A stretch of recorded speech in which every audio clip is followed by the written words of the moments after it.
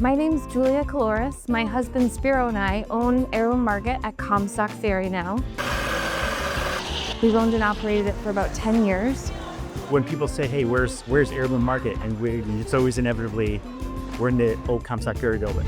So even though it's not Comstock Ferry anymore, it's what the place is known for.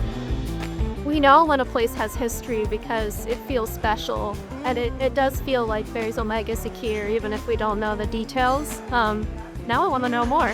Before the internet, before the big box stores, even before our favorite heirloom seed company, Baker Creek, there was Comstock Ferry and Company. Comstock Ferry has been known to be the oldest continuously run seed business in the country. To really start at the beginning, we have to go back to when the Willards owned the property. And look, here's Rick now. Hey, how are you? Hi. Nice to see you again. Nice to see you. Welcome back. Great-grandfather, grandfather, father, and son owned Comstock Ferry for over 100 years. A couple of things that we found are these kind of asset lists. This one here dates back to, you can see, 1867. The seed business started in Wethersfield, due mostly to the Connecticut River floodplain. Excellent soil, many different varieties could thrive here. It was really kind of a hotbed for commerce in those days, and the agriculture was just part of the deal.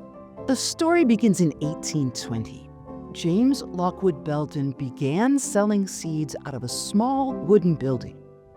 James Lockwood Belden went to Cuba, obtained a bunch of seeds and brought them back. The idea formed in his head that people would purchase seeds. Belden saw not just an opportunity, but a need. Most households were growing most of their own food, or they were in proximity to a place that was growing food for the community. The Comstock family, led by William G., bought the company in 1838. Together with Henry Ferre, they introduced nationwide seed distribution and became a trusted source of seeds for American families. It's a statement of Comstock Ferry and Company for the year ending June 30th, 1889. Their liabilities were a little over $80,000. You think about how much $80,000 was dating back to, 1889? I mean, you have to imagine it's probably millions of dollars. Let me get the lights. This room itself is so inspirational to me. Growing up in the area and knowing the significance of Comstock Ferry, we see ourselves as caretakers. Now, I'm really happy that you stored a lot of these things and not thrown them away. Redesigned a lot of these seed packets, and our illustrator built all of these. She made these, and the format was her design. And this is her own original illustration for each one of these. Wow. Very talented woman. Julie Child was her name, believe it or not.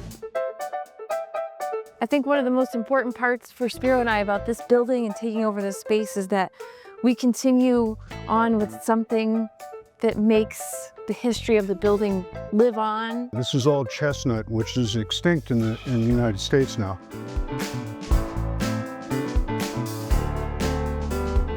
As far as we know, this elevator is the third elevator that Otis ever made. We actually had Otis Elevator come out here. You did? Yeah, they told us a little bit of history. I mean, it's a model 001. We feel a huge sense of responsibility to make sure what we're doing with the building is something that pays homage to its heritage and also protects it. We used to use it fairly regularly, but never for people. We were thinking about bringing it back, but for people. That's for free. That's a great idea. You guys have done such a fabulous job with this business Thank you. and this building. It makes our family proud. It means a lot coming from someone like you that's seen the whole progression. The Willards owned it for 100 years, then Pierre Bennerup owned it for about 20 years. In 2010, a new chapter began when the company was purchased by Baker Creek Heirloom Seeds, one of the largest heirloom seed companies in the world. The old Wethersfield community really owes Baker Creek a debt of gratitude. It saved this property. We never saw the place. We bought it before we ever saw it. The first day we walked in the building was the day we got the keys. At the time, I was like, would this be called Young and Dumb? I don't know. But I'm so glad that we weren't afraid to say yes. Chair Gettle saw Comstock Ferry not as a relic, but as a legacy worth reviving. We're so happy and proud that Julia and Spiro out in Connecticut are keeping the Comstock Ferry Seed Company going. We were really afraid that it was going to disappear. But they've brought it much beyond just the seeds. They've made it into a cultural hub for the whole area there where people can come in and learn about their history and the value of local produce. So it's really exciting to see what they've done. Baker Creek's motivation to consider a property like this, it has to be passion, it has to be really caring about the agricultural and historical significance of the name Comstock Ferry and the property. Today, as more people return to gardening, seek out real flavor, and push for biodiversity, the work of companies like Comstock Ferry feels more important than ever. They're saying, save these seeds, grow them, enjoy them, share them with your community, and you can come back and buy something new because we're going to have something even cooler next year.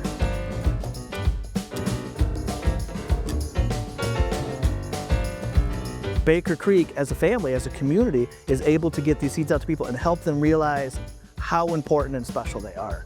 If we're not planting these seeds, if we're not growing these variants of foods, they go extinct. Whenever I come here to meet friends, I always grab some seeds while I'm here. And I always regret not having the poppy seed and prepare this year. My daughter and I have a 40 by 40 foot community garden, and we rely on the seeds here, and I love the history. I love the fact that Comstock Ferry has been part of the history here in Wethersfield.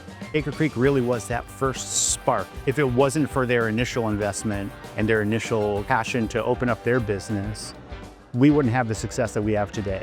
The business is in amazing hands now, moving forward and greatly loved in the community. And we have all of those packets and catalogs and seed orders that we can use for our research and still save those stories moving forward.